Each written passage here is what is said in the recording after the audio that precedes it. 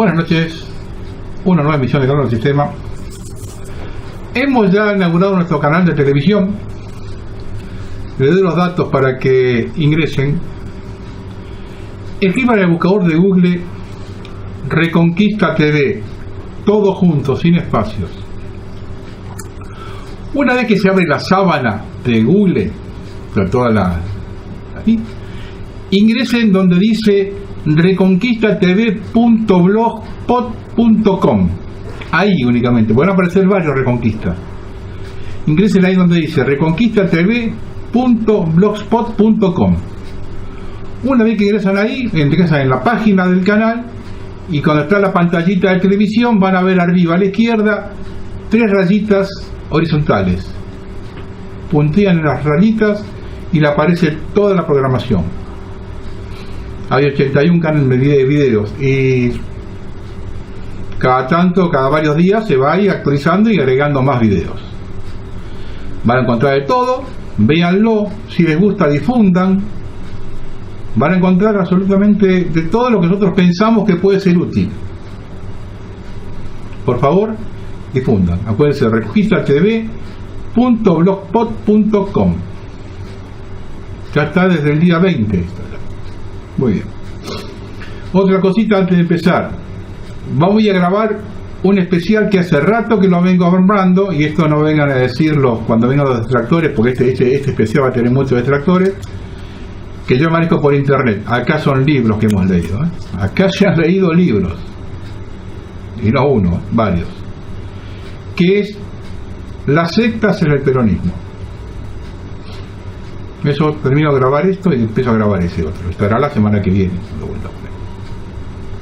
Acuérdense de difundirlo a Reconquista TV y difundan los programas como pueden, porque y otra cosita con respecto a Reconquista: si algún día ven que mis programas de Populus no los pueden encontrar, búsquenlos en Reconquista TV, porque seguro que me han hackeado o me han sacado del aire.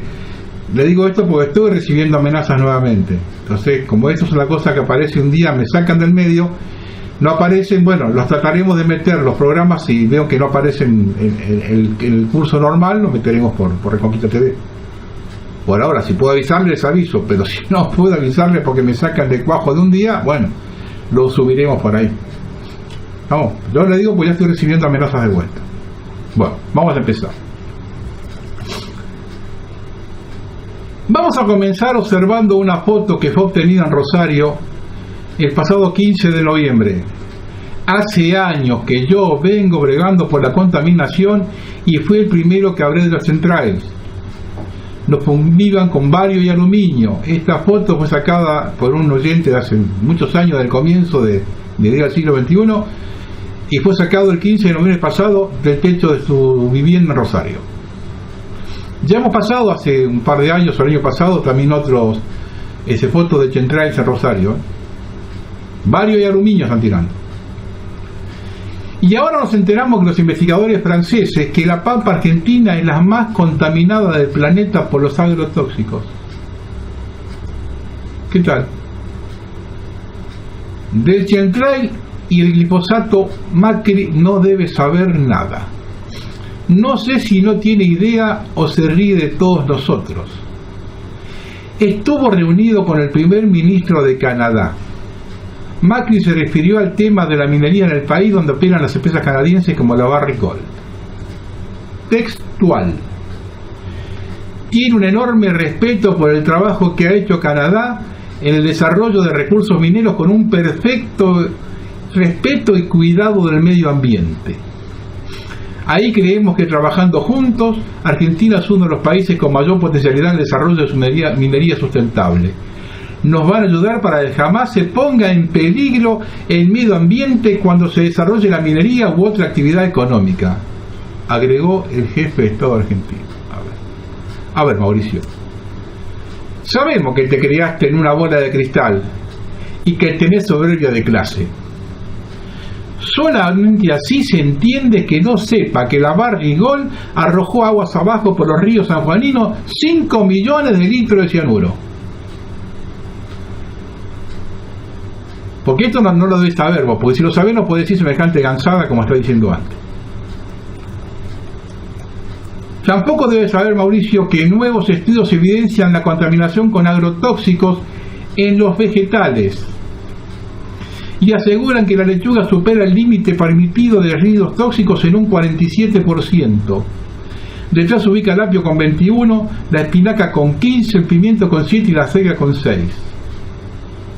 Los datos sobre residuos de pesticidas fueron presentados recientemente en una jornada de uso de agroquímicos en hortalizas de hoja organizada por el Proyecto Regional de Desarrollo con Enfoque Territorial AMBA-Sur del INTA y del SENASA. En el encuentro, la jefa del Departamento de Laboratorio Mercado Central de Buenos Aires, la ingeniera agrónoma María Garvila Sánchez, presentó datos contundentes relevados en el laboratorio donde se aprecia un aumento de los análisis de residuos excedidos en un 5% en 2 años con tendencia en crecimiento. Y a esta mujer se la deben haber echado porque... Bueno, vamos al tema de que es lo único que le interesa a la gente en este momento. El tema Trump. A ver, la preguntita que se hace mucha gente en todo el mundo: ¿asumirá Trump? No solo debemos esperar el 19 de enero para que asuma y observemos cuál es su accionar, sino que debemos prestar atención a lo que puede pasar antes. En Estados Unidos se están contemplando 2 alternativas. La primera es que ante la gran diferencia de votos a favor de Hillary Clinton, se habla de 2 millones, una parte de los electores de Trump se den vuelta el 19 de diciembre y no lo voten. Porque se den vuelta 10 o 12, chao, listo.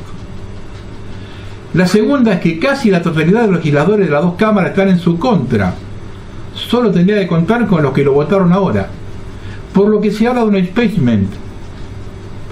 Para iniciar con legitimidad el proceso de impeachment, hace falta, según el artículo 2 de la sección 4 de la Constitución de Estados Unidos, que el presidente cometa traición, soborno u otros delitos graves y faltas.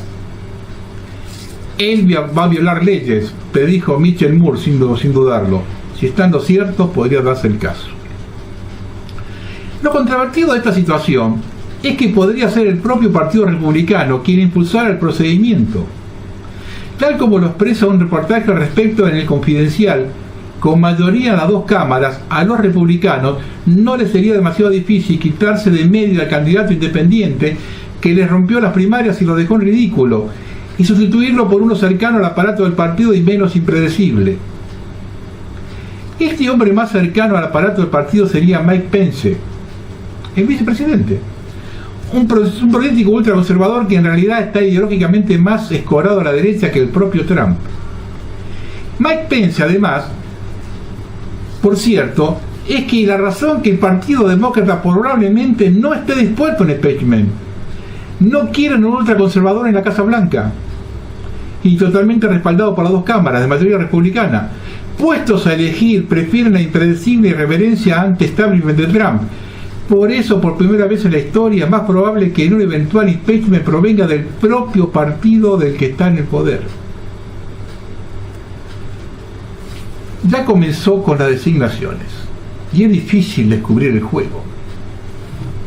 El primero es el senador Jeff Sessions como fiscal general, cargo que equivale al secretario de Justicia, cuya designación como juez fue bloqueada por el Congreso hace 30 años por sus simpatías hacia la organización racista Ku Klux Klan.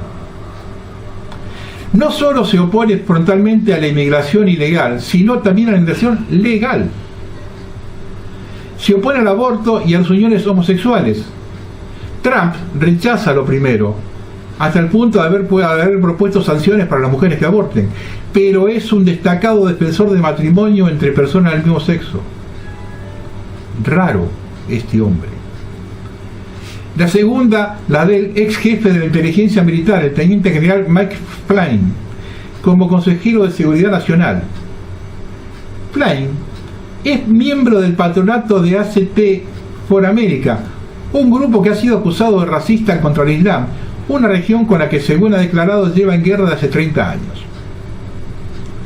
Al margen de su rechazo al toro musulmán, la ideología de este hombre es confusa. Se ha opuesto a las guerras de Estados Unidos en Medio Oriente, de la que es veterano, pero ha descrito una especie de santa alianza, más parecida a una ensalada geoestratégica, en la que colaboran activamente el Estado Islámico, Bolivia, Cuba, Al-Qaeda, Rusia, Corea del Norte, Irán, Venezuela, Siria, China y Nicaragua. Eso sí, una cosa es la patria y otra la cuenta corriente. Flynn cobra literalmente de Moscú, ya que colabora con el canal de televisión de propaganda rusa RT. Siguiendo con los conflictos de interés, el teniente general es lobista en Washington del gobierno turco de Erdogan, a través de su consultora Flynn Intel Group. Es como que empieza, es por eso lo digo que es muy difícil saber para qué lado dispara Trump. El tercero es otro dudo, el miembro de la Cámara de Representantes Mike Pompeo, como director de la CIA. Pompeo se opone al acuerdo nuclear con Irán.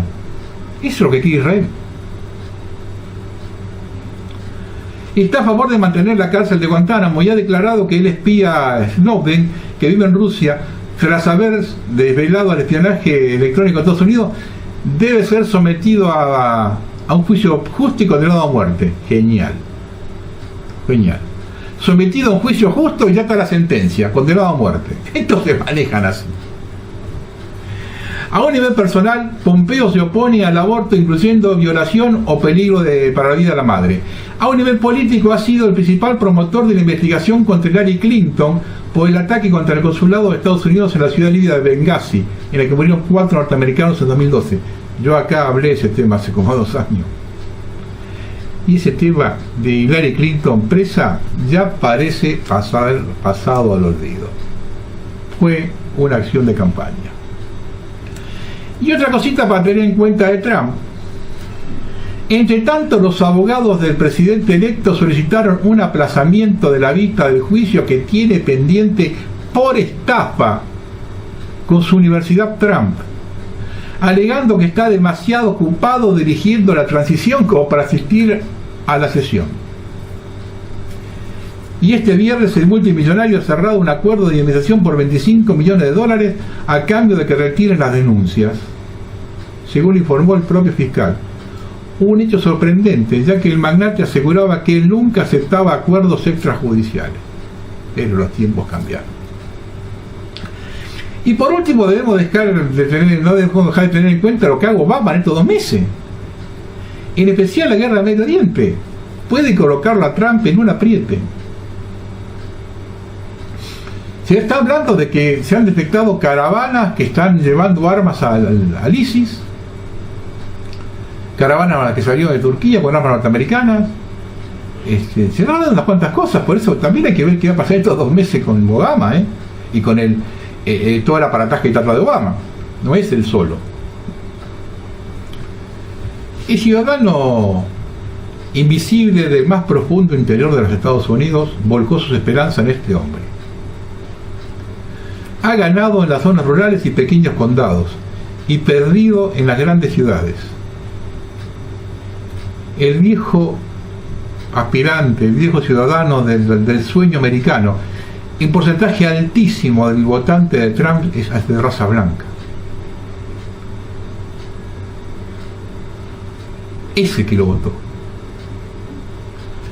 De su correspondencia o engaño nacerá la más profunda crisis global, y quizá ese sea el juego del sistema. Cumpliendo sus promesas va contra el modelo, incumpliendo contra la furia de los votantes. A lo mejor ese es el juego secreto del sistema. Calma, señores, que esto recién empieza y tiene muchas aristas. El sistema opera en todos lados, así que no sabemos por ahora cómo viene la mano. Hay que estar atentos porque esta gente puede salir con cualquier cosa en cualquier momento. Vamos a leer un artículo interesante de Giulio Miotti. Él lo tituló "Su misión progresista, proteger el Islam y denigrar el cristianismo". Escuchen con atención.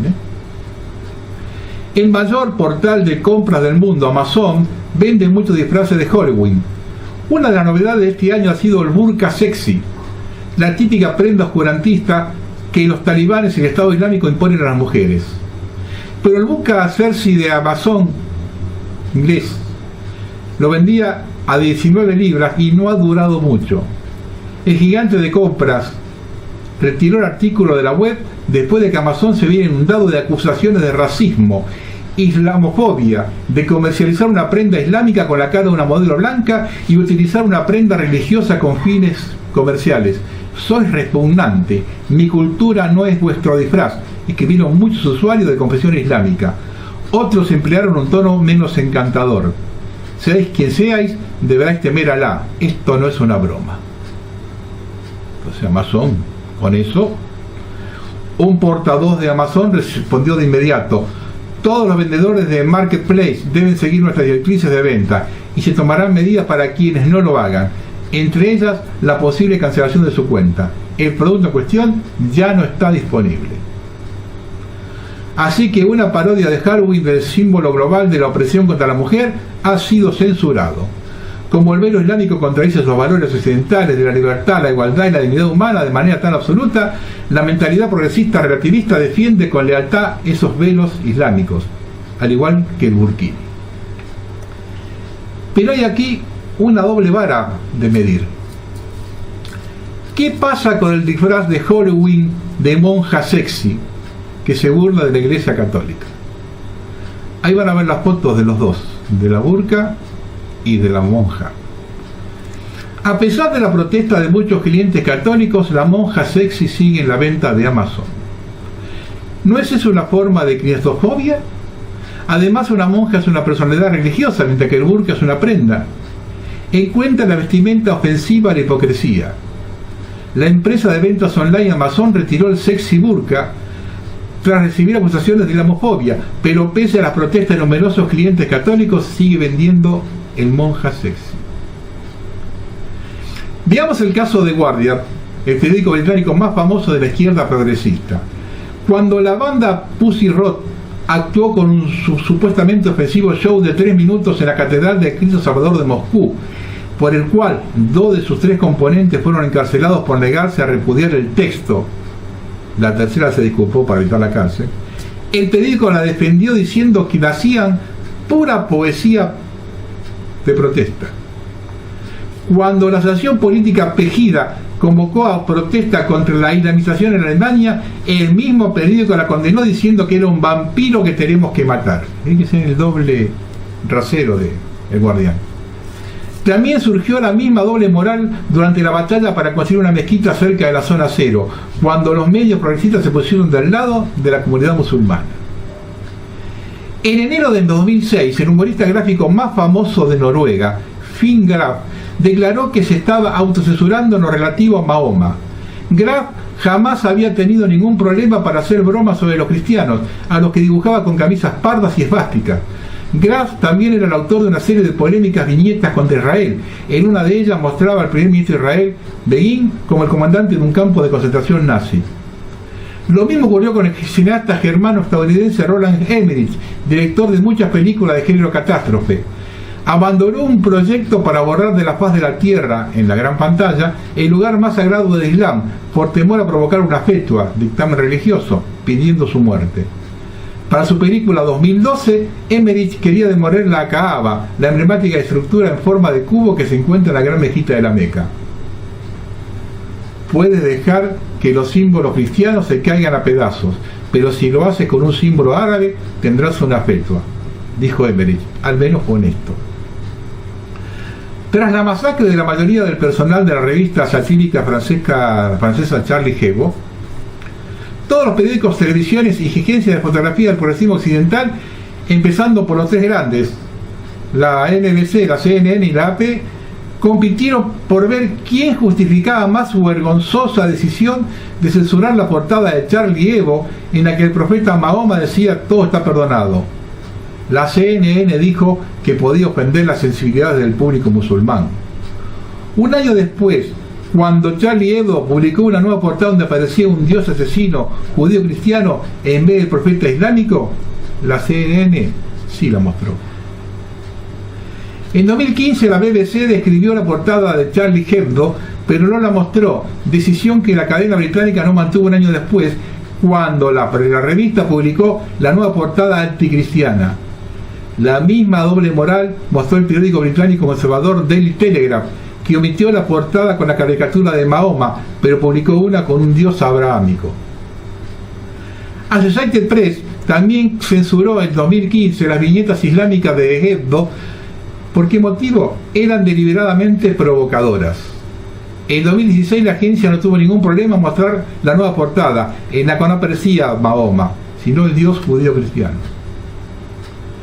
Esta doble moral de la élite progresista también ha aparecido en el New York Times, que por respeto a la fe musulmana censuró las viñetas de Hebdo, para después decidir con absoluta falta de respeto que la vieja dama gris podía ya publicar la obra de Benedict, de Nick Johnson, expuesta en el Museo de Arte de Milwaukee, que consiste en un retrato del Papa Benedicto XVI compuesto con condones de colores. El califa del Estado Islámico Abu Bakr al-Baghdadi, ridiculizado por Hebdo, provocó la autocensura por su discurso del odio, mientras que la obra Chris Offley de Holy Virgin Mary, donde la Madre de Jesús aparece cubierta de heces e imágenes de genitales, fue defendida por el New York Times en aras de la libertad de expresión. ¿Significa esto que algunas religiones son más iguales que otras? Si un imán protesta con violencia por algo, la élite progresista respaldará la falsa acusación de islamofobia. Si una protesta pacífica la lidera un sacerdote católico, esa misma élite siempre lo realizará en nombre de la libertad de expresión. Olvidémonos del sexy burka. Para la noche de Halloween solo hay la monja sexy, mientras que el califa Baghdadi puede violar a sus esclavas sexuales y cristianas con impunidad. Bueno, vamos a leer ahora el artículo de Javier Llorens. Es la entrega de cada día en Argentina. El régimen de contratación público-privado entre la Administración Pública Nacional, centralizada y descentralizada, y sujetos privados, conocida también como Sistema de Participación Público-Privado, simplemente PPP, a cuyo régimen se invita a adherirse a las provincias. La iniciativa fue propuesta e impulsada intensamente por el presidente Macri, a los fines de establecer por ley un marco normativo amplísimo a los efectos de emprender proyectos de distintos rubros, donde participen entidades del Estado bajo el rol de contratante, con empresas privadas bajo el título de contratista. Según el proyecto del proyecto oficialista, el Banco Mundial define la participación público-privada, o PPP, como un contrato a largo plazo entre una entidad privada y un gobierno para proporcionar un bien o un servicio público, en el que la parte privada asume un riesgo significativo y una responsabilidad de gestión. Al mismo tiempo, la remuneración está vinculada al desempeño. La construcción de carreteras, puertos, ferrocarriles, transporte público de pasajeros, hospitales, laboratorios, centros educativos, usinas, son algunos de los ejemplos que cita el proyecto a la hora de establecer los puntos básicos que deben tener estos PPP, donde los participantes son el Estado y una empresa privada. La justificación que dan Macri y Peña para avanzar con la ley apunta a incentivar la inversión en el país para el crecimiento económico, la generación de empleo y garantizar la transparencia de las obras públicas. Ante la inexistencia de una ley que regule esto, no obstante el decreto 967 de 2005. Evidentemente este decreto no le cierra a Macri porque establecía que se debían compartir los riesgos. Distintos bloques y referentes políticos han denunciado que este proyecto, lejos de garantizar la transparencia, recurre a términos vagos y ambiguos que puedan generar beneficios a favor de las entidades privadas. Entre otros, se teme a que el Estado tenga que hacerse cargo de los pasivos financieros y ambientales que se puedan generar en el emprendimiento. Y en este caso de litigio entre ambas partes, se tenga que recurrir a un tribunal internacional que, de tratarse de una multinacional de gran influencia global, podría fallar contra el Estado. Como si tampoco se garantizaba el control de los acuerdos por parte del Poder Legislativo. Sin embargo, más allá de estas graves inquietudes, detrás de este artículo se esconden sutiles generalizaciones que irían en beneficio de las mega inversiones más importantes, escandalosas y ambientalmente cuestionadas que vienen recibiendo nuestro país para la explotación de la reserva hidrocarburífica Vaca Muerta. Razón por la cual este proyecto de ley procuraría por un lado, legalizar las prebendas a favor de Chevron y por otro lado, hacerlas extensivas a los restantes interesados en explotar Vaca Muerta. Uno de los puntos más cuestionables del proyecto es el artículo 5, donde especifica la cuestión ambiental en referencia a los posibles impactos que puedan ocurrir en el emprendimiento. En el proyecto original redactado por Macri y Peña, desapreciadamente los riesgos los cargaba enteramente a la contratante, o sea, el Estado, estableciendo que a su cargo estarían las medidas de prevención, mitigación o compensación. La Cámara Alta, los senadores realizaron una modificación al artículo agregándole la palabra sanción, pero condicionándolo ambiguamente a la normativa vigente y aplicable a cada proyecto. Hasta ahí todo bien, salvo una pequeña trampa, que es el agregado de conforme la normativa vigente y aplicable a cada proyecto. Es decir, que ella definitivamente dependerá de lo estipulado en la documentación contractual y el contrato firmado en las penumbras de una oficina, lejos de la mirada del legislador y el público. Al llegar a diputados, los integrantes del bloque justicialista, liderado por Diego Bocio, que ellos defendieron el acuerdo de YPF-Chevron y luego votaron la ley para ocultarlo, señalaron que dicho artículo 5, tal como está presentado, es inconstitucional. Propusieron que el artículo debe ser eliminado totalmente y como alternativa establecer que en la estructuración de proyectos de participación público-privada se dará cumplimiento a la totalidad de los requisitos de protección ambiental conforme a la norma vigente y aplicable. No obstante, gracias a los votos del bloque justicialista conducido por Bocio del Frente Renovador de Massa, el mencionado artículo se le hizo un agregado que ni fu ni fa dejó la cuestión en aguas de borrajas. Al agregar que en la documentación contractual deberán especificarse las obligaciones a recaer sobre cada una de las partes del contrato, quedando así la cuestión a discreción de la administración a un convenio entre las partes, la cual deberá contener los mecanismos que aseguren el cumplimiento por parte de la contratista de todas las obligaciones que la legislación aplicable pudiera imponerle en esa materia, debiendo intervenir previamente el Ministerio de Ambiente y Desarrollo Sustentable. Macri, agradecido, se lo acomodaron para que sea aceptada legalmente un acuerdo de las dos partes, es decir, nos hacemos cargo de todo, eso sí, con vaselina. Como la frutilla en el postre, el proyecto original de Macri y Peña acepta que el contrato se prevé la posibilidad de establecer mecanismos de arbitraje. Y al referirse a los laudos de tribunales con sede en la República Argentina, acepta implícitamente que pueden existir laudos en el exterior. Es decir, el artículo 25 permite que en caso de controversias referidas a la ejecución, aplicación e interpretación del contrato, se podrá recurrir al arbitraje dejando abierta la posibilidad de elección a manos de la propia empresa en función de quien considere más favorable a sus intereses. Y aquí viene el coloniaje al mejor estilo Pacto Roca-Russima. El Estado como socio puede concurrir con regalos a favor del privado, consistente en casi cualquier cosa, como fondos obtenidos mediante endeudamiento, créditos presupuestarios, fiscales, contractuales o de cualquier otra naturaleza. Cesión de derechos, constitución de derechos de superficie sobre bienes del dominio público y o privado, otorgamiento de avales, beneficios tributarios, subsidios, franquicias y cualquier otro tipo de concesión u otros aportes susceptibles de ser realizados por el gobierno nacional. Coloniaje al mejor estilo. Vaca Muerta será así nuevamente otro cerro rico de Potosí, ejemplo opónimo de expoliación, explotación humana y contaminación ambiental de Latinoamérica a lo largo de siglos. Por ello la ley PPP en realidad debería tener como acrónico la ley PIA, que no es el nombre de una conocida tienda, sino la abreviatura de traición a los intereses argentinos.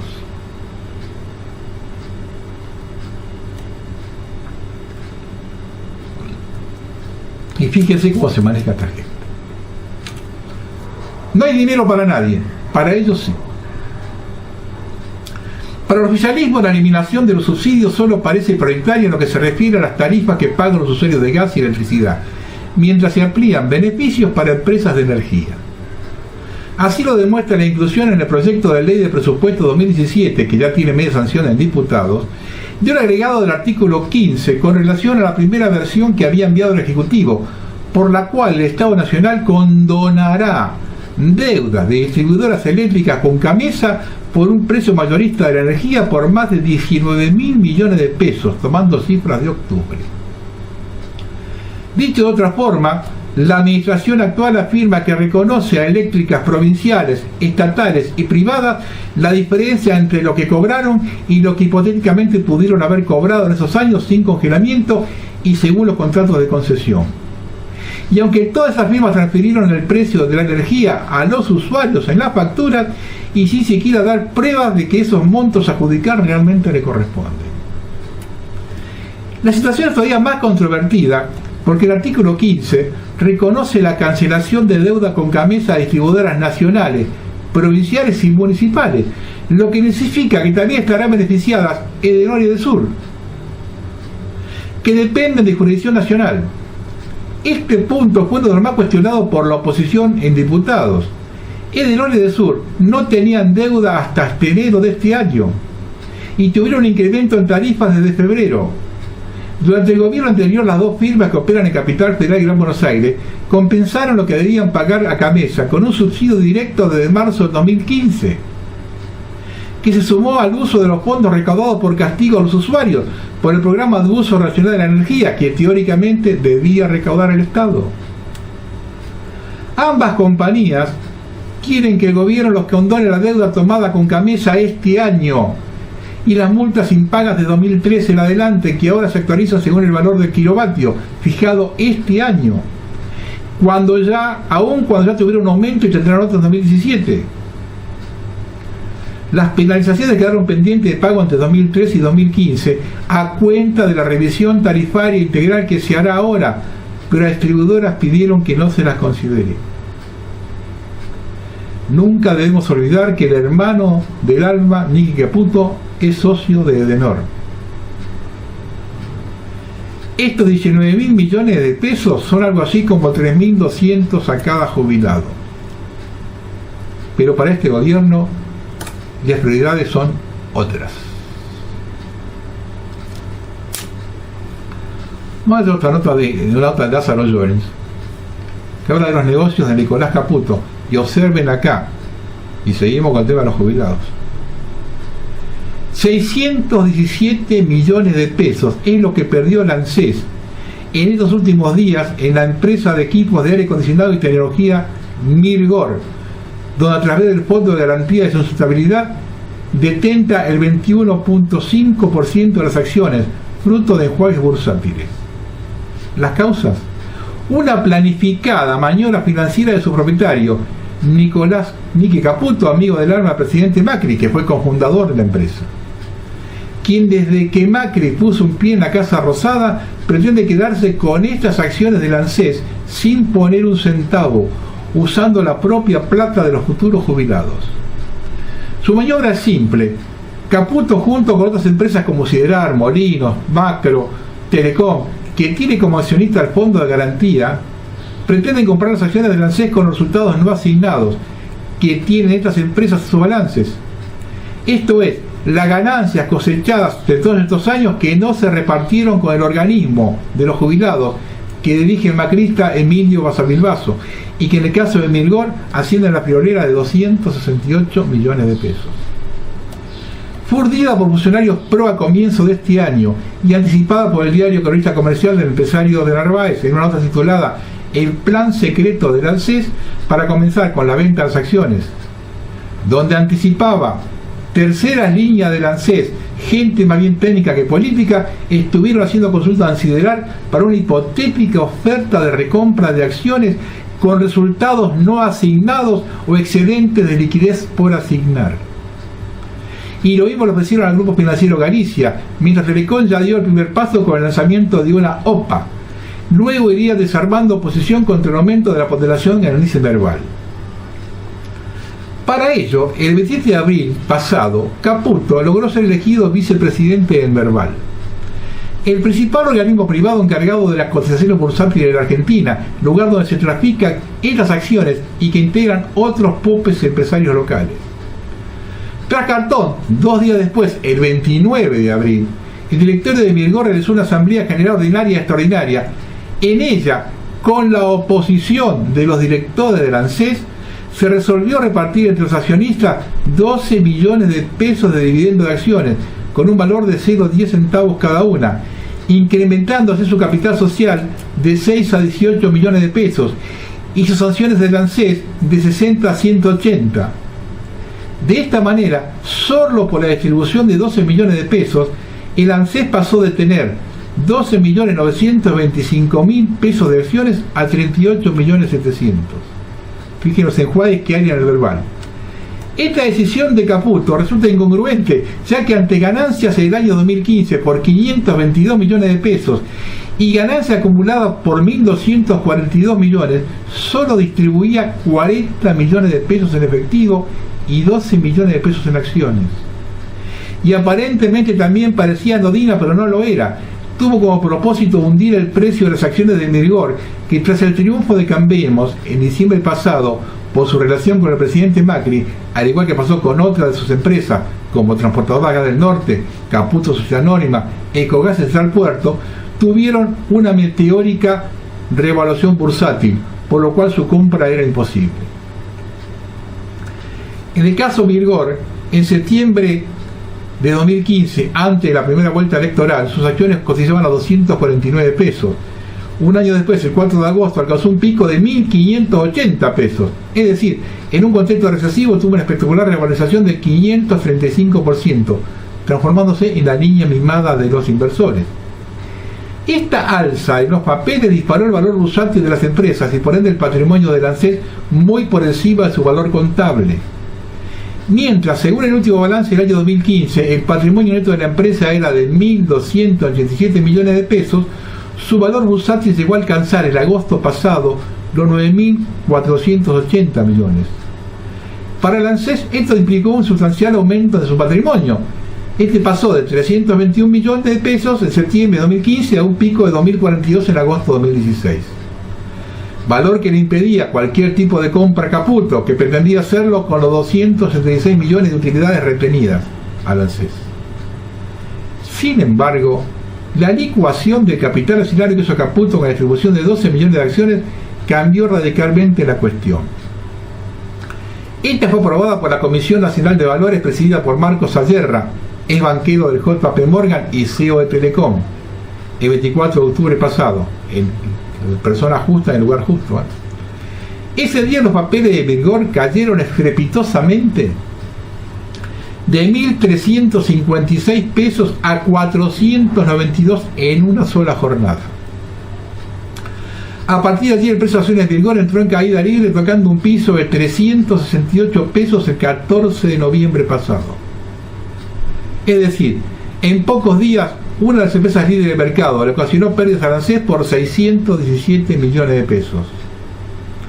No obstante haber sido favorecida por el actual gobierno con una ley de autoparte que le permitió suministrar los equipos de aire acondicionado de los vehículos Toyota y los planes promocionales de los teléfonos 4G, tal como lo cuenta Mirgor en sus balances trimestrales.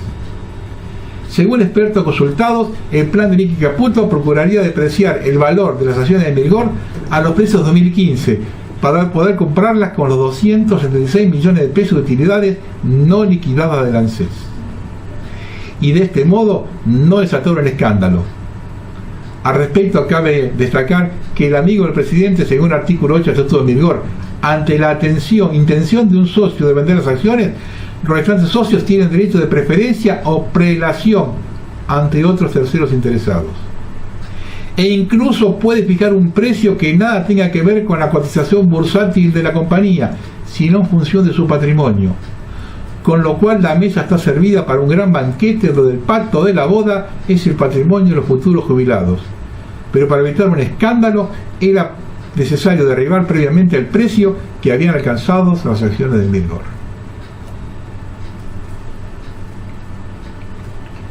Y esto nos abre la puerta para ver un artículo que publicó Eduardo Linares Dal. Él lo llamó The Traitors, los traidores.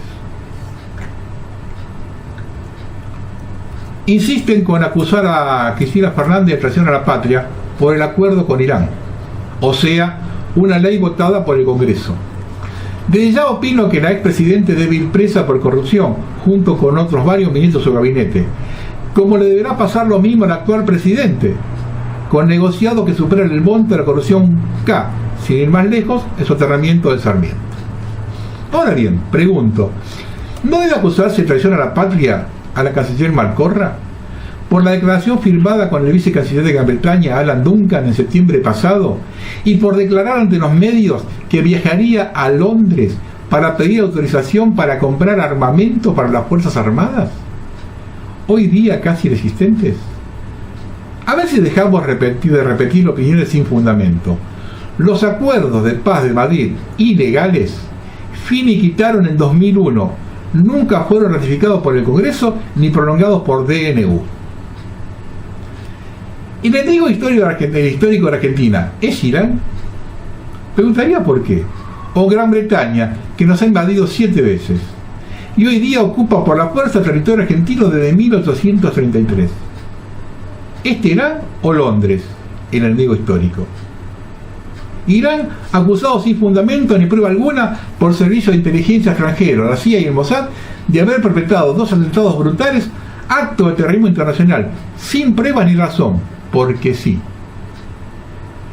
El argumento usado por el fiscal Nisman, fiscal ad hoc israelí, ejecutado por el Mossad cuando se les tornó tan inútil como peligroso, para incriminar a Irán a partir de falsas denuncias de un agente de inteligencia infiltrado, un terrorista, se soporta que en otra falacia, la interrupción de acuerdos de intercambio científico nuclear firmados por Caputo y Alfonsín con los iraníes, nunca interrumpidos por Menem, finiquitados en 1998, es decir, 4 años más tarde que el atentado a la AMIA. Repito la pregunta, ¿no debe ser denunciado por traición a la patria la canciller Malcorra de actuar por indicaciones del presidente, el propio Macri? ¿Nos ponemos a juntar firmas al respecto? Tiro la idea, simple ciudadano tirando una idea. A todo esto se sumaría de manera grave la decisión de la Cancillería de frenar la demanda de los familiares de víctimas del crucero General Belgrano, esto es gravísimo, y de soldados argentinos torturados por los ingleses, luego de la rendición del 14 de junio de 1982. El argumento esgrimido por la abogada de la Cancillería, Ximena Brusone, ha sido que el caso del hundimiento de Belgrano es competencia del Ministerio de Defensa, y con relación a los excombatientes torturados por tropas británicas, denunciar los acuerdos de paz de Madrid por anticonstitucionales afectaría las relaciones bilaterales futuras con Gran Bretaña. Textual. Sí, recomienda a los demandantes continuar con la acción de forma privada. Los acuerdos de Madrid prohíben expresamente a las partes todo tipo de reclamo por el daño militar de la guerra. Tanto el hundimiento de Belgrano como las torturas denunciadas son considerados crímenes de guerra tutelados por la Convención de Viena, ley de mayor entidad que el acuerdo espurio firmado por Menem, Cavallo, Thatcher, caído desde el 2001, nunca ratificado por el Congreso. Resulta una brutal paradoja que el acuerdo de paz de Madrid, caído en 2001, continúa vigente al menos para la canciller Malcorra y su gabinete. Acuerdo ilegal en los hechos, un tratado de paz, evento político de derecho internacional que solo tiene facultad el Poder Legislativo para votarlo. Lesivo hasta el punto para el interés nacional que las Fuerzas Armadas han sido desmanteladas desde entonces, privatizadas las empresas del Estado, rematada YPF. Ese acuerdo ilegal no puede ser denunciado por anticonstitucional. De hecho, se lo cita en el comunicado firmado por Duncan Malcorra en septiembre.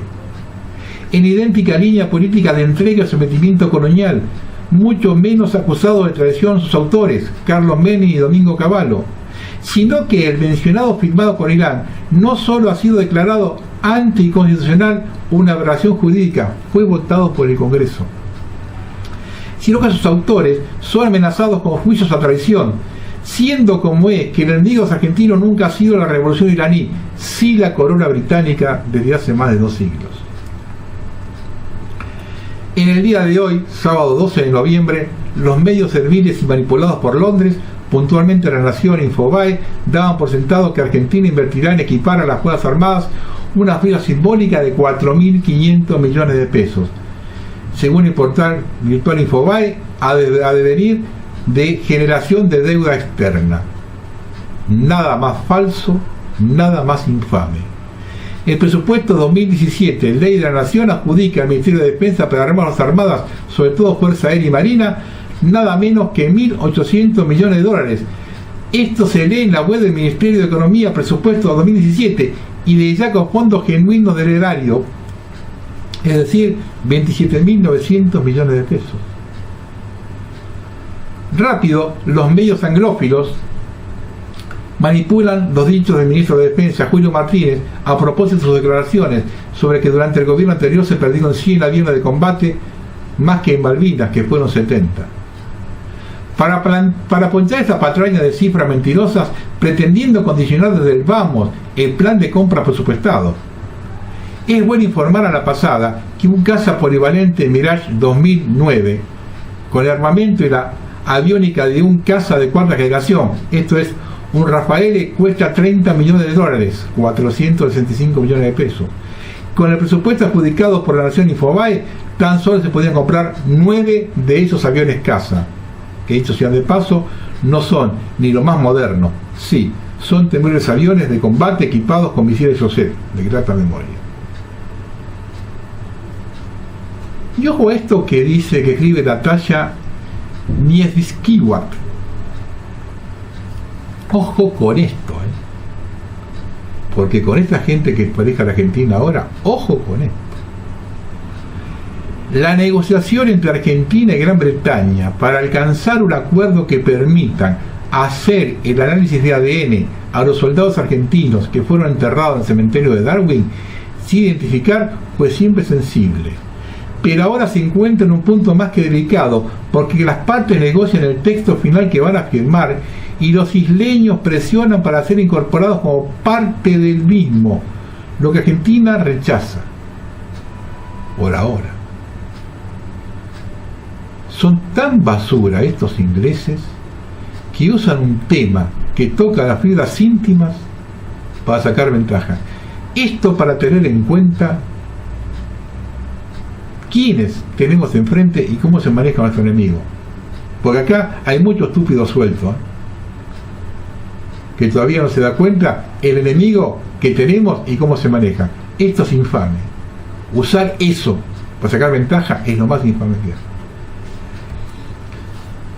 Me quiero dejar un avisito a Malcorra para que ella, cuando vaya a negociar, negocie esto también, porque ellos negocian todo. Fíjese que se ponen el tema usted está llorando porque quiere saber si los huesos que están ahí son de su hijo, o de su hermano, o de su marido, o de su novio, y ellos lo quieren poner en el medio y meter a los de sacar ventaja. Entonces hacemos todo. Fíjense este detalle. Según Carlos Enrique Roberts, en su libro Las invasiones inglesas al Río de la Plata, 1807, la influencia argentina e inglesa en la independencia y organización de la provincia de Río de la Plata. En su página 257 dice lo siguiente: el tesoro tomado en Buenos Aires durante la primera invasión llegó a Inglaterra el 17 de septiembre de 1806, cuando fue desembarcado en Portsmouth. Se cargó en 8 carros, llevando cada uno 5 toneladas de pesos plata y arrastrado por 6 caballos, yendo enseguida para Londres para su resguardo y reparto, llegando a la capital el día 20. Allí fue dispuesto de acuerdo a los intereses del gobierno y de conformidad a la participación a que cada uno de los filibusteros actuantes le correspondía. ¿Estamos de acuerdo? Vamos a hacer cuentas. Tenemos 8 carros con 5 toneladas, es igual a 40 toneladas, 40.000 kilos. Una onza de plata pura, 31,1 gramos, cuesta 40 pesos, 40 dólares. Un kilo es igual a 32,15 onzas, es decir, que un kilo de plata cuesta 1.286 dólares. 40.000 kilos de plata es igual a 51.440.000 dólares. Desde 1806 a 2016 pasaron 210 años. Al interés del 6%, que cobró Inglaterra por el empréstito de la Baring Brothers correspondería aplicar 1.260%. Es decir, que tenemos intereses por 64.814.400.000 dólares. Por lo tanto, capital más intereses nos da un total de 64.865.840.000 dólares. ¿Por qué no decíamos un día para cobrar esto? ¿Qué pasa si le decimos a los ingleses, esta deuda va por Malvinas? ¿No valen Malvinas 65.000 millones de dólares? Bueno, acá ya te lo pagamos. ¿Por qué no ponemos todo en la mesa para negociar? ¿Por qué no presentamos esto a Naciones Unidas?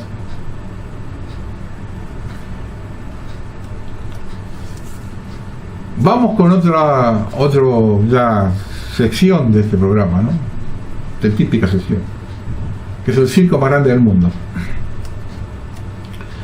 Denuncian a Macri por la administración infiel a raíz de la política cambiaria. La renuncia cayó por sortear los jugadores Rayendo a Pecas. Diputados Frente para la Victoria denunciaron este jueves al presidente Macri, al ministro de Economía Alfonso Pargay y al titular del Banco Central de la República Argentina por administración infiel a raíz de la política cambiaria. Se trata del mismo delito por el cual el juez Bonadío imputó a Cristina Kirchner, a Kicillof y al ex titular del Banco Central, Banoli. La misma toma como antecedentes a la causa denominada dólar futuro, por la que está causa la expresidente, y asegura que el actual gobierno decidió emplear métodos que la justicia federal ha considerado delictivos. Planteamos esta denuncia que el presidente Macri, el ministro Alfonso Pargay, el presidente del Banco Central, Sturzenegger, el director de la entidad y un sinnúmero aún indeterminado de funcionarios llevaron a cabo y aún lo siguen haciendo de manera sistemática, concertada y organizada diversas acciones violatorias de la Carta Orgánica del Banco Central con el propósito de mantener el precio del dólar a valores inferiores al precio de mercado, provocando enormes perjuicios económicos al Estado Nacional, aseguran los diputados. El texto apunta contra el gobierno nacional y afirma que la propuesta cambiaria del ahora presidente de la Nación consistía entonces en una salida del cepo sin problema, que no generaría una depreciación del peso argentino, aunque ya estaba de hecho, y por lo tanto no había pedidos de alza generalizada de precios, pero nunca mencionó la palabra devaluación. Lo cierto es que todos mintieron, Macri, Pargay, Sturzenegger y todos los voceros de entonces candidatos presidenciales que se encargaron de ocultar la naturaleza y consecuencia de la decisión tomada, remarcan los diputados de la oposición. Bueno, muchachos, estaban en campaña, ¿cómo lo quieren que mientan? O también se comieron el verso de queda en la nueva política. Pero sigamos con el circo. El presidente de Boca, Angelici, y el camarista federal, Eduardo Feiler, fueron denunciados penalmente en la justicia federal por las supuestas coimas que el dirigente deportivo le habría pagado a ese juez de la Sala 1 de la Cámara Federal para favorecer a Mauricio Macri en la causa de las escuchas ilegales. Dos pájaros de un tiro. De esta forma, no solo queda implicado Feiler, a quien el gobierno identifica con el kirchnerismo, que busca desplazarlo, sino también el polémico Angelici, parte de una de las grandes internas del gobierno. El dilema es que el tiro corre el riesgo de salir por la culata y terminar perjudicando a todo el gobierno, pues de confirmarse que Angelici pagó coimas para sobreseer al presidente, Macri quedaría cerca del juicio. Según el sitio Arg Noticias, la denuncia fue motivo de turbulencia en tribunales, porque según señalan, serían varios los camaristas envueltos en lo que promete transformarse en un escándalo, ya que el sobrevivimiento de Macri fue firmado no solo por Feiler, sino también por Jorge Ballesteros y Eduardo Pará, quien luego de este acto abandonó la Sala 1 donde subrogaba para quedarse en la Sala 2. La presentación se basó en una nota de un columnista político publicado del Diario Nacional, Carlos Pagni. Reveló su artículo de La Nación que en su momento Feiler pidió dinero a Angelici para favorecer a Macri en la causa de escuchas ilegales.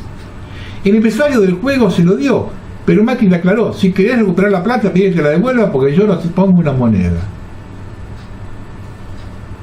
Según el diputado Julio Raffo, el llamativo y reciente enriquecimiento del doctor Feiler, que es investigado en otra causa, y las tareas a las que, según más información seria y pública, se dedica el señor Angelici, hace entender que los hechos mencionados son no solo posibles, sino también probables. Por su parte, Angelici no la tiene fácil, ya que el juez Casanelo debe definir si lo llama indagatoria al presidente de Boca por tráfico de influencia, tal como lo requirió el fiscal Federico Delgado en una causa iniciada por la diputada Carrió. Esto me hace acordar a una cita de Bertolt Brecht, ¿no? Muchos jueces son incorruptibles, nadie puede inducirles a hacer justicia. Quiero reflexionar un instante que la Argentina ha sido gobernada desde 1983 por abogados. Es decir, gente que tiene dos características fundamentales.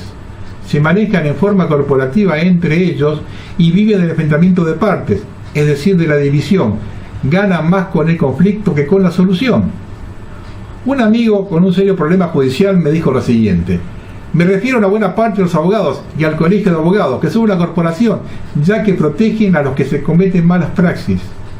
No los sancionan casi y no les podés iniciar una demanda porque se protegen como una corporación. ¿Cómo haces para reclamarle a uno de ellos si te perjudicó y lo podés demostrar si no conseguís ningún otro abogado que quiera reclamarle por el daño que te ocasionó y todo queda impune? No consigo alguno. Los varios que consulté me dieron la espalda por algo justo y demostrarle es algo más vergonzoso. Lo que demuestra que actúan como una corporación o secta. Se pueden dar el lujo de perjudicarte, sacarte toda la plata que quieran, engañar, estafar y no le podemos hacer nada. Nadie me quiso llorar en el colegio de abogados, solo uno me recomendó que vaya a la facultad y pida asesoramiento, nada más. Y cuando al principio te dije que soy una minoría que abusa o usurpa derechos que no le damos, se meten en el poder porque lo dejamos, tienen como él se queda en blanco frente a la sociedad. De los varios que consulté para ver el reclamo, 3 no me respondieron nada, ni la hora. Y los otros 4 me dijeron que no querían reclamar a otro colega. Ni lo conocen quién es. Porque hay muchos abogados y sin embargo se rehusan. Y uno ya me dio a entender que actúan como una especie de corporación. Por eso, ¿quién les enseña a comportarse así? ¿Acaso cuando juran como abogados en el colegio? No puedo conseguir nada, ni alguno que me haga una mediación para ver si me devuelve el dinero o que se ocupe en todo caso. Nada de nada. Y para mí que en el colegio se hacen los distraídos, dejan las denuncias de lado ni las leen. Ya me dijeron 2 de los abogados que consulté buenos consejos, pero que no quieren litigar, que incitan en el colegio. Por ahí no pasa nada. A lo sumo le dan una sanción de unos pocos días, que no es nada. En el colegio de abogados vive de toda la plata que le pagan por la matrícula. Son muchos millones por mes, así que no les conviene darle de baja a la matrícula. Es un sistema impune. Y esto viene a colación con una nota que escribió Gonzalo Miño, que es abogado de presos políticos. Observen lo que escribió, que tiene relación con lo que dije recién yo. Desde hace algunas semanas, con asombro y estupor, escucho a abogados, catedráticos y periodistas rasgarse las vestiduras por el derecho de defensa, las garantías constitucionales, los derechos del imputado y sobre todo por el libre ejercicio de la profesión de los abogados. Todo en el marco de la causa que se desatara en nuestra ciudad de Rosario en torno al presunto lavado de dinero al narcotráfico por empresarios y profesionales que tienen como abogados defensores a exfuncionarios del gobierno socialista. Como abogado no puedo dejar de congratularme ante tales nobles y encendidas defensas de nuestra profesión, aunque me hubiese gustado escuchar a estos mismos abogados catedráticos y periodistas hacer la misma defensa no hace mucho, cuando se cuestionaba a los abogados que defendíamos militares, policías y civiles en la más llamada causa de lesa humanidad. Por el contrario, nada dijeron y guardaron silencio. No puedo dejar de recordar a un ex alto funcionario del gobierno socialista, ahora defensor de personas imputadas en el delito de lavado de dinero, cantando y bailando abrazado a integrantes de organismos de derechos humanos allá por principios del año 2012, siendo ya funcionario del gobierno socialista en el área de justicia y en la puerta de la Cámara Federal de Apelaciones de Rosario, en ocasión de realizarse una videoconferencia con médicos del cuerpo forense de la Nación, que debería determinar si el general Besone estaba en adecuadas condiciones de salud para continuar con el juicio oral. El entonces funcionario del gobierno socialista, ahora abogado defensor, se divertía con los organismos de derechos humanos, cantando, insultando y agrediendo a los abogados defensores, incluso a los defensores oficiales. Más aún, quien escribe tuvo que retirarse de esa audiencia con custodia de la Gendarmería Nacional en la combi que trasladaba a los jueces, pues cuando quiso retirarse fue insultado, escupido, con intensos de agresión y trompadas y patadas ante las risotadas y festejos de este ex funcionario del gobierno socialista y ahora abogado defensor.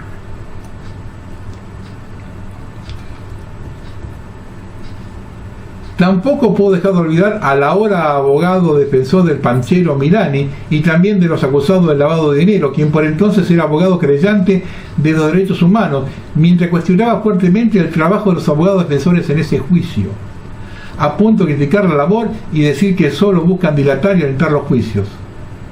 Hasta llegó a expectarme en una audiencia en la Cámara Federal de Apelación de Rosario que él jamás defendería militares. Menos aún puedo olvidar el bochornoso episodio de un reconocido abogado de la ciudad de Rosario que por el solo hecho de haber codefendido al general Jáuregui se le impidió el acceso a cargo de fiscal cuando había ganado el concurso. Lo cierto es que con el boom de las megacausas que investigan el narcotráfico, la corrupción y el lavado de dinero, muchos abogados y periodistas descubrieron ahora que existe el derecho de defensa, los límites a la prisión preventiva, los derechos del imputado, pero nada dijeron ni dicen al respecto cuando se cuestionaba y aún se cuestiona la labor de los abogados defensores en las mal llamadas causas de lesa humanidad. Repito, guardaron y guardan cómplice silencio. Claro, en estas causas no hay dinero en juego, ni hay contactos, ni réditos políticos en el medio. No hay posibilidad de una frondosa cuenta bancaria, ni hay de ser nombrado en un cargo en el Poder Judicial de la provincia de Santa Fe. Como decía el genial Tato Bores, vermú con papas fritas y good show. Preparadito para lo que venga acá ahora. Algunas noticias breves y algunas muy complicadas. Y observen esto. El 16 de noviembre se oficializó el nombramiento del productor de animales sueltos, Juan Cruz Ávila, como coordinador de hospitales universitarios. No sé qué caras van a saber de esto. La designación fue firmada por el jefe de gabinete de ministros, Marcos Peña, y por el titular de la carrera educativa, Esteban Burris, quien es amigo personal del productor televisivo. La misma de carácter transitorio, pero se renueva automáticamente cada 180 días. Esto es para los que sigan a Alejandro Fantino, que quiere parecer un periodista independiente. Al margen de todo pregunto, ¿es médico Ávila o es otro más lo que reúne las condiciones? El asunto de los comunicadores del sistema solo se puede sostener con la diferencia y la falta de memoria de la gente. La Nata fue quien en su diario Crítica denunció tempranamente en el 2008 la evasión y el lavado de dinero del Grupo Clarín y sus directores, encabezados por Mañeto y de otras grandes empresas y empresarias. En base a la filtración de Arbizu, que luego se vio ampliamente confirmada por Eder Falciani o SwissLeaks y la de Panama Papers. No obstante, la Nata pasó luego a trabajar para el Grupo Clarín y no solo se olvidó enteramente de lo que antes personalmente había denunciado con su firma profesional, sino que con una cortina de humo se dedicó obstinadamente en su programa PPP a escrachar por los mismos motivos a Lázaro Báez hasta lograr que terminara preso. Pese a que el monto lo evadido y lavado por este es 10 veces inferior a lo del Grupo Clarín, según las filtraciones citadas. Posteriormente, incurriendo en una notable debacle periodística, la Nata se dedicó a escrachar a pirinchos de poca monta, como los hijos de Raúl de Luis de Lía, empleado del ANSES, porque al ser de Tito Bachiller, o su tocayo Jorge Rial por una supuesta sociedad con Agostino Cuero, cuyos locales fueron allanados por la FIP, no obstante haberse presentado en el blanqueo. Por lo que podría decirse bien esa palabra periodística de la Nata, que de elefantes pasó a cazar palomas. Para que observe cómo se manejan los periodistas del sistema, que tanto idolatra a la gente, les cuento algo que dio en Radio Mitre el pasado 17 de noviembre. Jorge Lanata, Diego Levko, Nicolás Guiñaki estaba entrevistando a un funcionario de gobierno acerca del endeudamiento despedido de Macri. La respuesta fue: el gobierno anterior cubría el déficit fiscal con emisión monetaria que producía inflación. Nuestro gobierno decidió terminar con ese problema y reemplazó la emisión por crédito externo. ninguno de los tres le hizo el comentario que este año tuvimos el pico de inflación más alto de los últimos 10 años. Así se maneja la prensa del sistema, con una total desaprensión por los oyentes. Google y Facebook anunciaron por separado este lunes 14 de noviembre que están tomando medidas contra los sitios que difunden noticias falsas y en contra de las páginas que publican contenidos engañosos en redes sociales. Estas medidas dan lugar a algunas preguntas serias acerca de la libertad de expresión. ¿Qué noticias son falsas? ¿Y cómo y quién se define eso? ¿Qué constituye un contenido engañoso y cómo se califica como tal?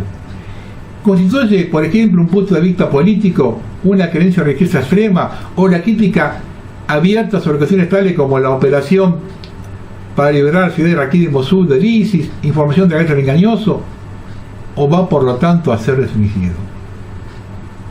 Hasta ahora la libertad de expresión defendida por las organizaciones de usuarios, Facebook, Google, WhatsApp, Microsoft y otros han permitido la publicación de casi cualquier contenido político en las redes sociales y sin censura. Ahora, después de la elección de Trump como el presidente de Estados Unidos, el contenido se enfrenta a la revisión editorial. Su clasificación como noticia verdadera o falsa se pone en manos de censores sin rostro que pueden ser guiados por su visión del mundo político y religioso o personal al decidir que una noticia u opinión no es apta para su publicación. ¿Quién puede saberlo?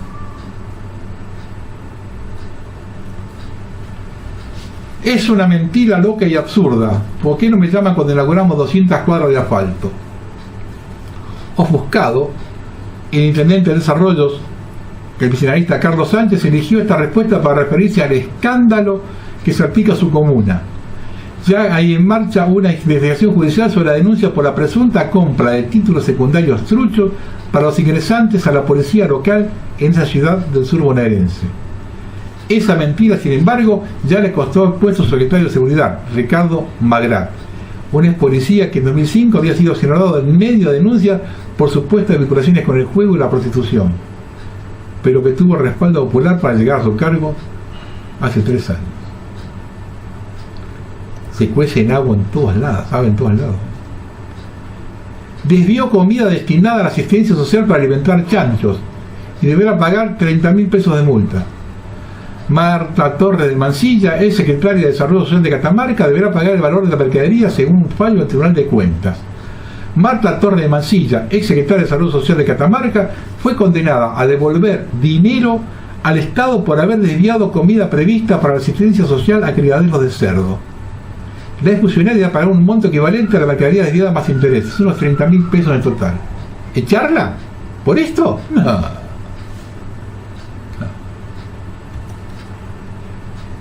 Informativa Fueguina, sociedad anónima que realizaba las netbooks de Conectar Igualdad y las Positivo VGH, presentó la quiebra por la paralización del programa nacional y la quita de aranceles a la importación. Más de 160 familias quedaron sin trabajo. Por otro lado, la fábrica VGH se santió 425 familias de Río Grande, con lo cual se agrava aún más la crisis industrial que vive Tierra del Fuego tras el cambio de gobierno nacional. Desde que Mauricio Macri asumió la presidencia el 10 de diciembre último, las 5.000 personas se quedaron sin trabajo en la isla. La Unión de Trabajadores del Calzado habría dado el alerta sobre la pérdida de 3.500 empleos ante el aumento de la importación y otros 5.000 operarios afectados por las jornadas reducidas. Un informe confirmó que las importaciones de calzado crecieron un 30%. Y observen esto: Santa Cruz toca fondo, faltas de agua, de atención médica y sin clases. De 2009, según el gremio ATE Salud, desertaron más de 600 profesionales médicos y otro tanto de enfermería. En el principal hospital de Santa Cruz, en Diego Gallegos, en 2010 había 21 médicos en pediatría. Hoy son solo 8. Se necesitarían 34. Carita Livia lucha aún con un problema esencial, la falta de agua. Su población pasó el año pasado 28 días sin una gota de agua. Una vecina dice que por mes destina más de 3.500 pesos en el agua, entre los camiones para cargar los tanques y los bidones, y reutilizan el agua de la ducha para los inodoros. En Río Gallegos hubo colegios que por una plaga de roedores quedó sin clase varias semanas y todo es abandono y la provincia está quebrada. Estamos totalmente de acuerdo, gobierna el kirchnerismo y que se haga lo que quiera y se hagan pelota, macanudo. Estamos hablando de dos provincias patagónicas, la más patagónica, más al sur, cuando sabemos positivamente que tenemos sobre el lomo el peligro del plan Andimia. Y esta gente se maneja con una total desaprensión. No les importa tener 5.000 gente que ha perdido los puestos de trabajo en Tierra del Fuego y se problema Santa Cruz. Si eso no es trabajar para el plan Andimia, que me lo expliquen de otra forma. Para noticias que vienen de afuera. El estado al lado de California podría transformarse en un estado soberano si celebrara un referéndum de independencia en 2019. Apoyado por una economía sólida y una gran población, la idea del llamado CADE-SIC es cada vez más popular entre los habitantes de California tras la reciente victoria electoral del candidato republicano a la presidencia de Estados Unidos. En California ganó Clinton por el 61.5% de los votos frente al 33% de Trump. También en Texas hallan el mayor nacimiento petrolífero de la historia de Estados Unidos, lo que abona la idea de la independencia del mayor estado norteamericano. Recuerden lo que vamos machacando, el nuevo mundial no quiere países grandes, y yo lo que dije al principio del programa, con Trump se va a un enfrentamiento en Estados Unidos sí o sí. Si hace lo que prometió, choca contra el sistema, y si no lo hace, choca contra los votantes. Y ya hay varios proyectos para dividir Estados Unidos. También pidió la independencia Alaska, Hawái, andan eso también. El camino hacia el pago con tarjeta, transferencia y móvil va hacia una eliminación del dinero físico y es el camino hacia el microchip. En fin, el dinero físico en fases cada día toma más identidad. El Citibank de Australia, Estados Unidos y Dinamarca, Suecia y Ecuador ya no aceptan dinero físico. Suecia y Brasil ya implantan el microchip con microbatería 3D. Un país soberano tendría que emitir su propia moneda física para hacer frente al microchip, ya que monedas como el dólar y euros físicos desaparecerán totalmente en 2025. Yo les digo que el día que desaparezca la moneda, sentamos nuestra esclavitud. Usted va a querer irse de este país porque no puede vivir más en este país, le bloquean su cuenta bancaria y no saca un centavo. Serios incidentes y daños en Cañete tras el enfrentamiento entre comuneros mapuches y carabineros. Tras una marcha no autorizada en el centro de la ciudad, los manifestantes, que en gran número llegaron a pie a caballo, exigiendo la libertad de los denominados presos políticos. Un grupo se trasladó hacia la frontera de la tercera comisaría de carabineros y efectivos de las fuerzas especiales se enfrentaron con los comuneros. Posteriormente los representantes mapuches llegaron hasta la fiscalía, donde se realizó una breve reunión.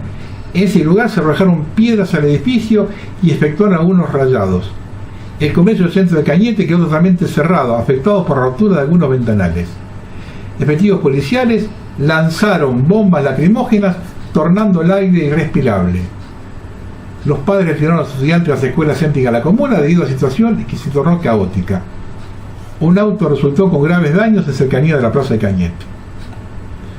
El gobernador de Arauco, Humberto Toro, confirmó que la marcha no se encontraba autorizada y repudió los hechos ocurridos, calificándolo como un acto vandálico. Durante la tarde continuaron los incidentes, cuando otro grupo de comuneros intentó ingresar a la tercera comisaría de carabineros, siendo dispersados por efectivos. Hay detenidos, hay heridos. Sigue avanzando, la República Mapuche va de la mano del plan Andimia. Bueno, vamos a ir terminando. Escuchen esto lo escribió Rogelio López Guillemán. Él lo tituló La tiranía de lo políticamente correcto. Escuchen con atención. Durante décadas, las escuelas, las universidades y los medios de comunicación han instalado en el subconsciente de los individuos una serie de conceptos que delimitan el espacio en el que uno puede pensar, fijando la demarcación de lo políticamente correcto. Lo brillante de este límite invisible, ambiguo y vago de nuestro pensamiento es que no se puede identificar con claridad, por lo tanto no se puede cuestionar. Pero además tiene otra característica sobresaliente. El guardia que cuida que ningún pensamiento salga de ese límite es el propio prisionero. Brillante, porque no hay en el mundo nada más efectivo que esclavizar al hombre, que esclavizar su mente, nada más efectivo que convertirlo a él mismo en su propio custodio. custodio que no precisa usar la violencia física para mantenerse como su propio prisionero. Las cadenas que usa se llaman autocensura. 2 son los principales pilares sobre los que se asienta esta estructura: el relativismo moral y el bien social. Y los cimientos sobre los que estos pilares descansan son el sentimiento de culpa y el confort. El primero nos limita en la capacidad de emitir juicios morales propios y firmes. El miedo a ser tildado como discriminador y extremista, y termina produciendo una moral gris, donde lo bueno y lo malo pierden sus límites hasta confundirse el uno con el otro. Es tal la confusión que incluso se relativiza la verdad y la realidad. ¿Quién no escuchó decir: cada cual tiene su verdad y su realidad? O si no, ¿quién es usted para juzgar a otro? Libertad, igualdad y fraternidad son los principios que le permitieron al individuo ser dueño de su destino, tener los mismos derechos que todos y respetar y ser respetado por su prójimo. Estos principios liberaron el poder creador de las personas, las hizo responsables de sus decisiones y marcó el único límite real de la convivencia: el respeto. El postmodernismo entendió que estos principios eran imbatibles y, con un giro dialéctico maquiavélicamente brillante, invirtió el orden de los mismos, hecho que parece un ingenuo descuido, pero que dista mucho de serlo. La fraternidad como primer principio supedita al hombre los intereses de la sociedad, y como la sociedad es una entidad abstracta que no tiene intereses per se, el puñado de burócratas gobernantes definen cuáles son esos intereses, pues son ellos y solo ellos los capaces de saber cuál es el bien común. Para poder alcanzar esta fraternidad, ese bien común, que no es otra cosa que el que todos seamos hombres comunes, sin peores ni sobresalientes, debemos hacer que todos seamos iguales. Suena muy bien, ¿no? Todos iguales, incluso suena hasta justo. ¿Y cómo alcanzamos esa igualdad platónica? Simple: poniéndole una mochila más pesada al más fuerte, atándole los pies al más rápido, limitando con la currícula de educación al más inteligente, exigiéndole más a los mejores y más esforzados para que ayuden a sus hermanos. Le quitamos la libertad de levantar el peso que ellos quieran, la libertad de correr tan rápido como puedan, la libertad de pensar y crear tanto como ellos sean capaces. Bueno, vamos terminando. Un hecho aberrante por la hipocresía y cómo se miente a la gente es el tema del resarcimiento histórico de los jubilados. A quienes tienen sentencias, en un acto de total desvergüenza, apelan a la sentencia e inmediatamente ofertan el 30% de la misma a pagar en 3 años. Ahora queda la duda si los que rechazan la oferta no serán cajoneadas. Esto es indiferencia de clase, señores. Poco a poco vamos perdiendo la esperanza de que nuestro país reaccione. Escuchamos a una funcionaria del gobierno del Ministerio de Educación opinando que es absurdo enseñar historia a nuestros alumnos. ¿A quién le interesa lo que pasó hace 200 años? Ya estamos colonizados. De nada sirven las advertencias de muchos pensadores que básicamente dijeron que un país que olvida su pasado renuncia a su futuro. Esa es una de las premisas fundamentales del nuevo orden mundial: quitarle a una sociedad sus puntos de referencia, sus cimientos. Yo me crié con una sola bandera.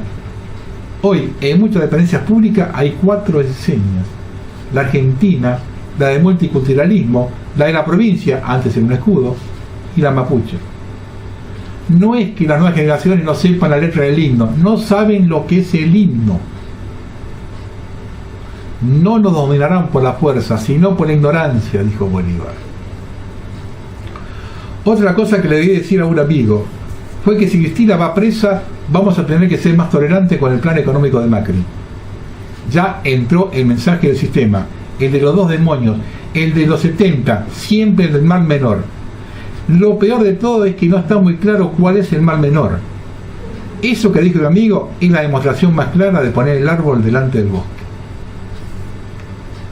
Se ha hecho una campaña de demonización tal que cualquiera, hasta el gordo Valor, es una carmelita descalza al lado de Cristina. Nadie duda lo que han hecho los Kirchner. Lo que más indigna es que quienes se toman las atribuciones de juzgarlo están tan o más sucios que ellos. Y me refiero a los políticos, los integrantes de la justicia y a la prensa del sistema. Acá seguimos analizando las cosas con la pasión y no con la razón. Los 70 es una década bisagra en Argentina. Es hora que nos la tomemos en serio para analizar lo que aconteció. Hay lastres que vienen de antes y no son tenidos en cuenta. Personajes intocables a la hora de las críticas. Mea culpas parciales o ninguna. Tremendas equivocaciones que nadie quiere reconocer. Existen personajes claves que no bajaron de un plato volador y todos miran hacia otro lado. Complicidad e hipocresía al por mayor.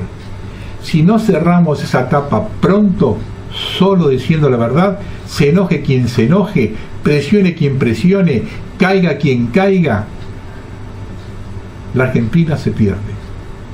Porque esa es la gran grieta que dividió la sociedad y nos puso al borde de la guerra civil. Todo, absolutamente todo lo que aconteció en los últimos 50 años tiene relación con esa década. Una cosa que nos dejó esa década es que la gente comprobó que los militares no saben gobernar. Falta que se den cuenta que los políticos tampoco. Otro mito que se cayó es el de la democracia. Durante décadas se dijo que los golpes militares no le dieron tiempo en consolidarse. Ahora se lo dieron y los resultados están a la vista. Cuando nos demos cuenta que el sistema colapsó y que debemos cambiarlo, podremos pensar en el futuro.